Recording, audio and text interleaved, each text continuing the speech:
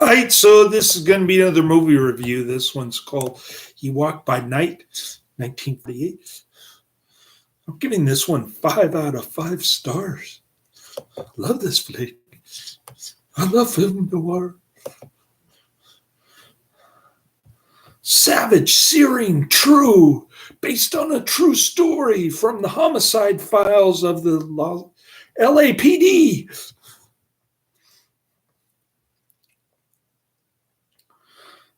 Starring Richard Basehart, MST3K favorite, and Scott Cannon City Brady, who's also in They Were So Young, the movie I just reviewed. He's been in so many movies that I completely forgot about it.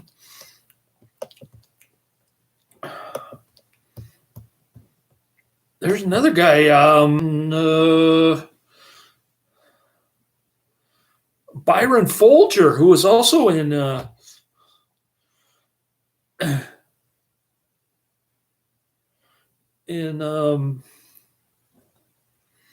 Byron Foulger was in The Black Raven.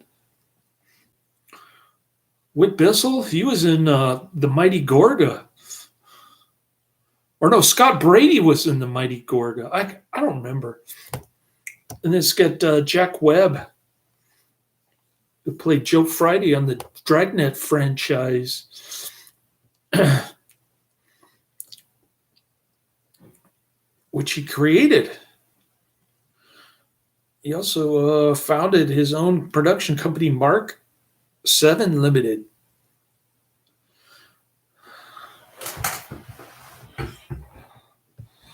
So this kind of predates Dragnet, but it's much better, I think. He Walked by Night is a 1948 U.S. police procedural film noir directed by Alfred L. Worker and an uncredited Anthony Mann. The film, shot in semi-documentary tone, is loosely based on the real-life actions of Irwin Machine Gun Walker, a former Glendale, California Police Department employee and World War II veteran who unleashed a crime spree of burglaries, robberies, and shootouts in the Los Angeles area in 1945 and 1946.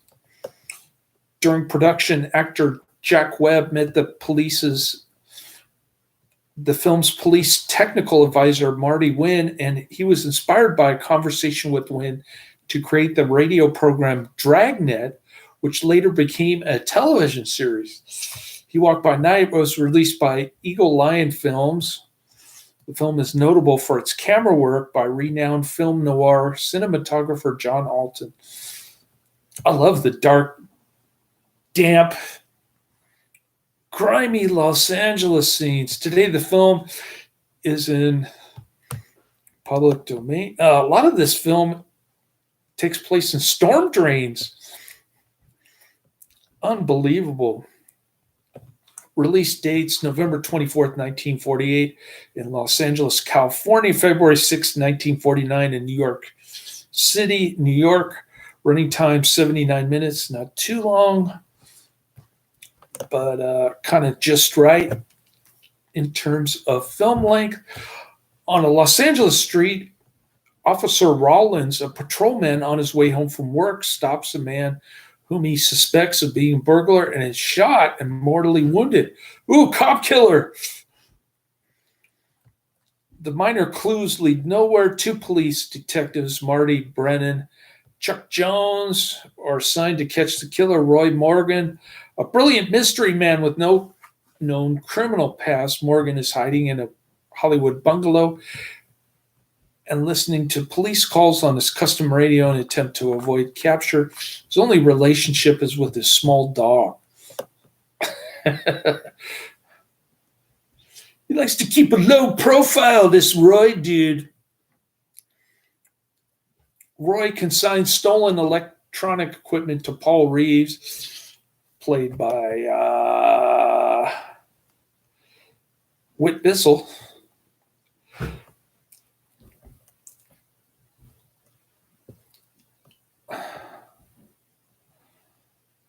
and is nearly caught when he tries to collect on his property. Reeves tells police that the suspect is a mystery man named Roy Martin. The case crosses the paths of Brennan and Jones, who stake out Reeves' office to arrest and question Roy.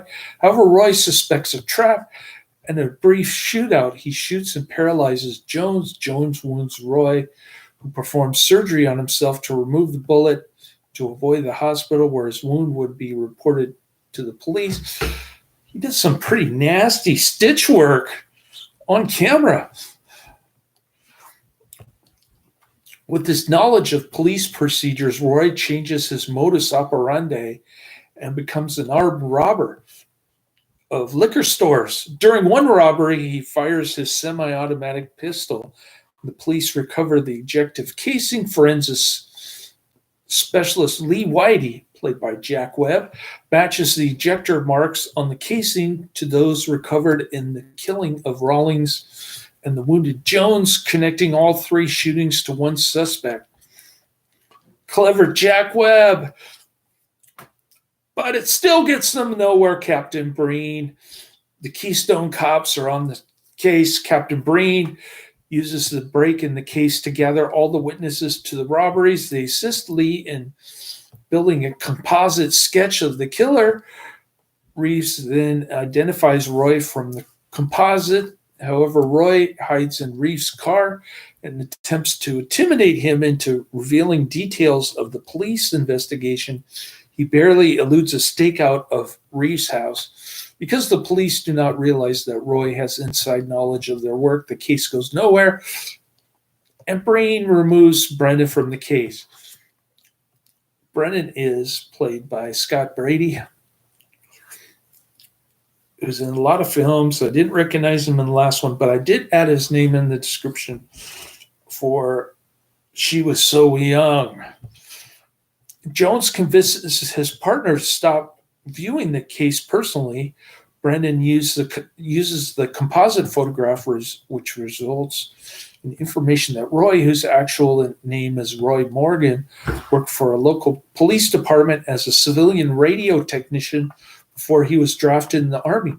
Brendan finds Roy with the help of a mailman and disguises himself as a milkman to sneak a close look at Roy in his apartment. Clever police work. Finally, the police chief got him mad so that he would find the killer on his own spare time, I guess. I don't know. The film's title on a Chicago theater marquee is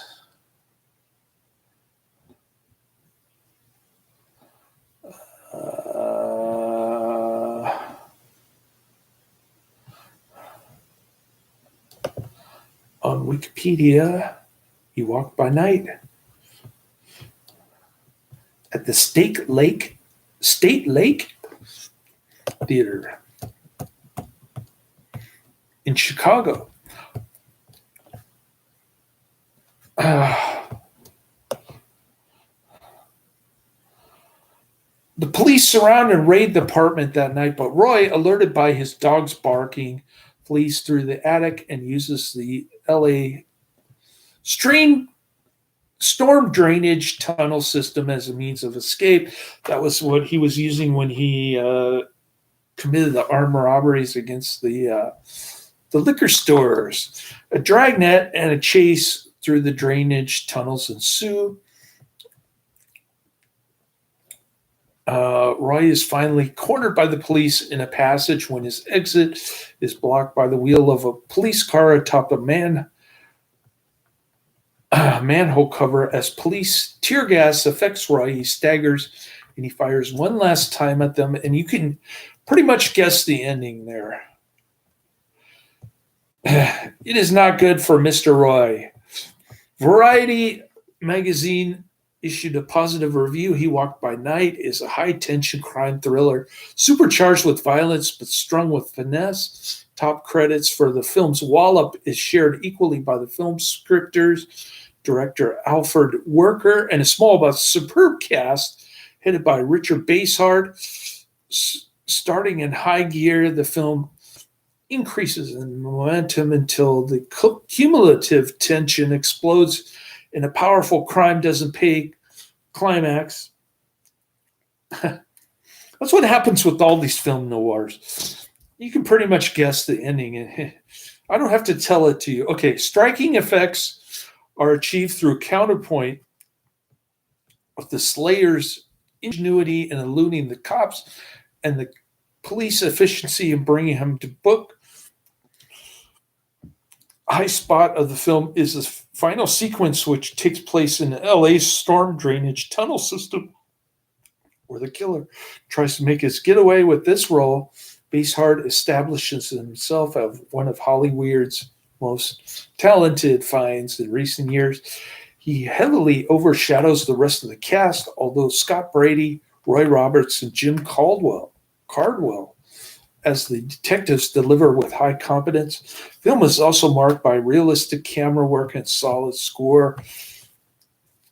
This one got Locarno International Film Festival Special Prize, Best Police Film, Alfred L. Worker, 1949. It's public domain. It's on Cult Cinema Classics. I put the link to this Cult Cinema Classics upload, as well as the trailer, in the description. There's also some kind of intro on YouTube. Highly recommended. Check it out. I'll see if I can find the intro, and I'll put that in the description as well. So there you have it. Everything you wanted to know about He Walked by Night. Great film noir. Great cinematography. Loved this movie. I thought it was going to get a bit tiresome after the first 20 minutes, but started to pick up steam pretty fast. And the slow build-up wasn't any detraction in any way, with Jack Webb looking through his microscope and whatnot. Highly recommended. Check it out. He Walked by Night. Laters.